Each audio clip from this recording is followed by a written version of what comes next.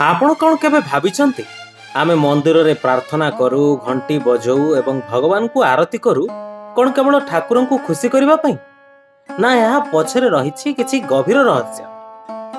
ଭକ୍ତି କ'ଣ କେବଳ ଏକ ବିଶ୍ୱାସ, ନା ଏହା ଏକ ଶକ୍ତି ଯାହା ଆମ ଜୀବନକୁ ବଦଳେଇ ଦେଇପାରେ? ଆସନ୍ତୁ ଜାଣିବା ହିନ୍ଦୁ ଧର୍ମରେ ଈଶ୍ୱର ଭକ୍ତି ଏବଂ ପୂଜା ଅର୍ଚ୍ଚନାର ପ୍ରକୃତ ମହତ୍ତ୍ୱ। ବନ୍ଧୁଗଣ, ସନାତନ ଧର୍ମ ବା ହିନ୍ଦୁ ଧର୍ମ କେବଳ ଏକ ଉପାସନା ପଦ୍ଧତି ନୁହେଁ, ବରଂ ଏହା ଏକ ଜୀବନଶୈଳୀ। ଆମ ସଂସ୍କୃତିରେ ସକାଳୁ ଉଠିବା ଠାରୁ ରାତିରେ ଶୋଇବା ପର୍ଯ୍ୟନ୍ତ ପ୍ରତ୍ୟେକଟି କାର୍ଯ୍ୟରେ ଈଶ୍ୱରଙ୍କର ସ୍ମରଣ କରାଯାଏ। କିନ୍ତୁ ଆଜିର ଆଧୁନିକ ଯୁଗରେ ଅନେକ ସମୟରେ ମନରେ ପ୍ରଶ୍ନ ଉଠେ, ଆମେ କାହିଁକି ପୂଜା କରୁ, କାହିଁକି ଘଣ୍ଟ ବଜାଉ, ଦୀପ ଜାଳୁ ଏବଂ ମନ୍ତ୍ର ପଢ଼ୁ? ହିନ୍ଦୁ ଧର୍ମରେ ଈଶ୍ୱର ଭକ୍ତିକୁ ଏତେ ପ୍ରାଧାନ୍ୟ ଦିଆଯିବାର କାରଣ କେବଳ ପରମ୍ପରା ନୁହେଁ, ଏହା ପଛରେ ରହିଛି ଗଭୀର ଆଧ୍ୟାତ୍ମିକ ଏବଂ ପୌରାଣିକ କାରଣ। ପ୍ରଥମେ ବୁଝିବା ଭକ୍ତି ଶବ୍ଦର ଅର୍ଥ କ'ଣ। ଭକ୍ତିର ଅର୍ଥ ହେଉଛି ବିଭକ୍ତ ନ ହେବା, ଅର୍ଥାତ୍ ଯେତେବେଳେ ଆମେ ନିଜକୁ ସେହି ପରମ ଶକ୍ତି ସହ ଯୋଡ଼ି ଦେଉ, ସେତେବେଳେ ଆମ ମନର ସମସ୍ତ ଭୟ ଓ ଚିନ୍ତା ଦୂର ହୋଇଯାଏ।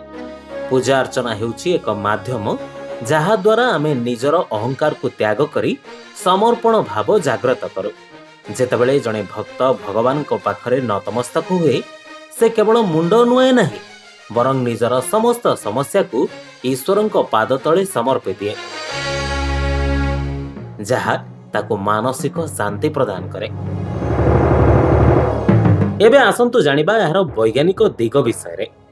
ମନ୍ଦିରରେ ଥିବା ଘଣ୍ଟିର ଶବ୍ଦ ଆମ ମସ୍ତିଷ୍କର ବାମ ଏବଂ ଡାହାଣ ଭାଗକୁ ଏକାଗ୍ର କରେ।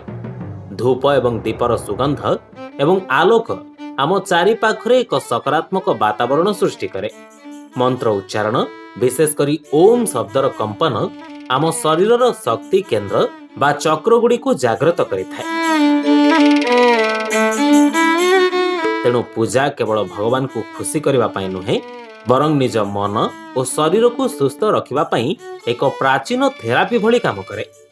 ଶ୍ରୀମଦ୍ ଭାଗବତ ଗୀତାରେ ଶ୍ରୀକୃଷ୍ଣ କହିଛନ୍ତି, ଯେଉଁ ବ୍ୟକ୍ତି ନିଷ୍ଠାର ସହ କର୍ମ କରେ ଏବଂ ଫଳାଫଳ ମୋ ଉପରେ ଛାଡ଼ିଦିଏ, ସେ ଦୁଃଖରୁ ମୁକ୍ତ ରୁହେ।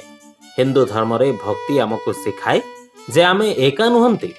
ସୁଖ ହେଉ ବା ଦୁଃଖ, ସେହି ପରମାତ୍ମା ସର୍ବଦା ଆମ ସାଥିରେ ଅଛନ୍ତି। ଏହି ବିଶ୍ୱାସ ମଣିଷକୁ କଠିନରୁ କଠିନ ପରିସ୍ଥିତିରେ ମଧ୍ୟ ଲଢ଼ିବା ପାଇଁ ସାହସ ଦିଏ। ପୂଜା କରିବା ଦ୍ୱାରା ଆମ ଭିତରେ କୃତଜ୍ଞତା ଭାବ ବା ଗ୍ରାଟିଟ୍ୟୁଡ୍ ସୃଷ୍ଟି ହୁଏ, ଯାହା ଏକ ସୁଖୀ ଜୀବନର ମୂଳ ମନ୍ତ୍ର। ଶେଷରେ ହିନ୍ଦୁ ଧର୍ମରେ ପୂଜା ଅର୍ଚ୍ଚନା ଏବଂ ଭକ୍ତିର ଉଦ୍ଦେଶ୍ୟ ହେଲା ଆତ୍ମାର ଶୁଦ୍ଧିକରଣ। ଏହା ଆମକୁ ଅନୁଶାସନ ଶିଖାଏ, ଧୈର୍ଯ୍ୟ ଶିଖାଏ ଏବଂ ଅନ୍ୟମାନଙ୍କ ପ୍ରତି ଦୟାବାନ ରହିବା ପାଇଁ ପ୍ରେରଣା ଦିଏ। ତେଣୁ ବନ୍ଧୁଗଣ, ପୂଜାକୁ କେବଳ ଏକ ରୀତିନୀତି ଭାବରେ ନ ଦେଖି ଏହାକୁ ନିଜର ଆତ୍ମିକ ଉନ୍ନତିର ମାର୍ଗ ଭାବରେ ଗ୍ରହଣ କରନ୍ତୁ।